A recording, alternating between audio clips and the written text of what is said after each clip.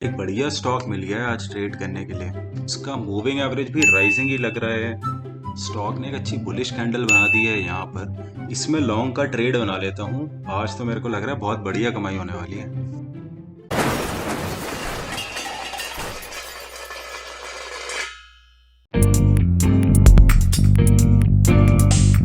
Hello दोस्तों, investment अफचरू channel में आपका स्वागत है। अगर मैं आपसे पूछूं कि आपको किसी भी स्टॉक में ट्रेडिंग पोजीशन बनानी है तो आप कहां का प्राइस एक्शन देख करके पोजीशन बनाएंगे, यानी आप कौन सी जगह पर देखेंगे चार्ट में अपनी ट्रेडिंग की पोजीशन बनाने के लिए। शायद कई लोगों को बेवकूफ़ों वाला क्वेश्चन लग रहा होगा।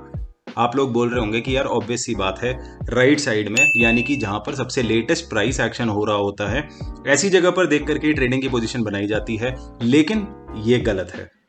अगर आप ट्रेड में पोजीशन बनाना चाहते हैं तो आपकी एंट्री इस जगह पर होगी, लेकिन आपकी नज़र हमेशा इस जगह पर होनी चाहिए, यानी कि लेफ्ट साइड में होनी चाहिए। और आपको पता होना चाहिए कि वहां पर क्या चल रहा है, भले ही आपकी ट्रेडिंग पोजीशन यहां क्यों ना बन रही हो।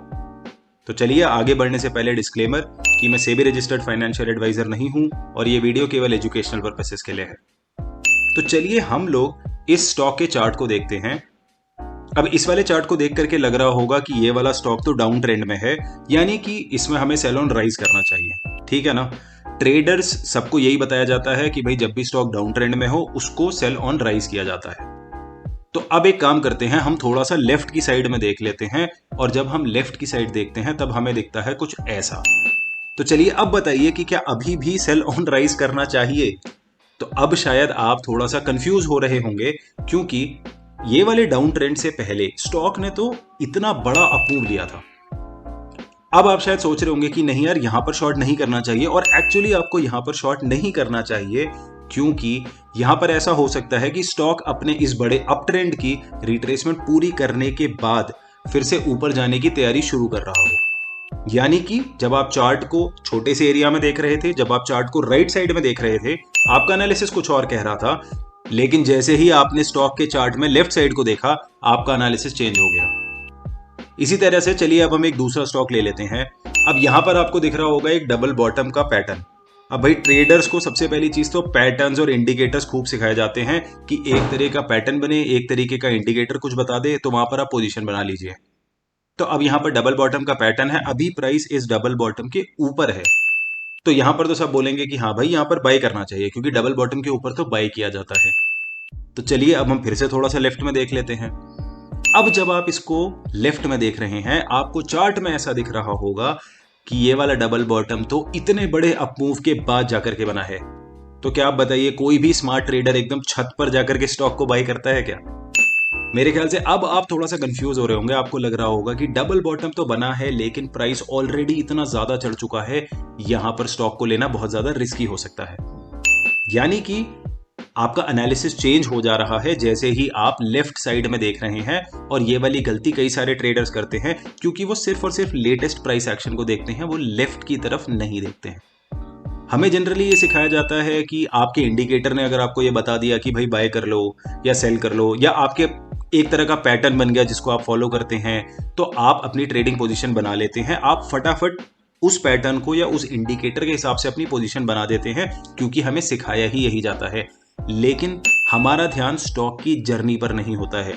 हमारा ध्यान इस चीज पर नहीं होता है कि स्टॉक अभी तो ऐसा कर रहा है, लेकिन उससे पहले स्टॉक की जर्नी कैसी रही है। और वो जर्नी आपको कहां पर दिखेगी?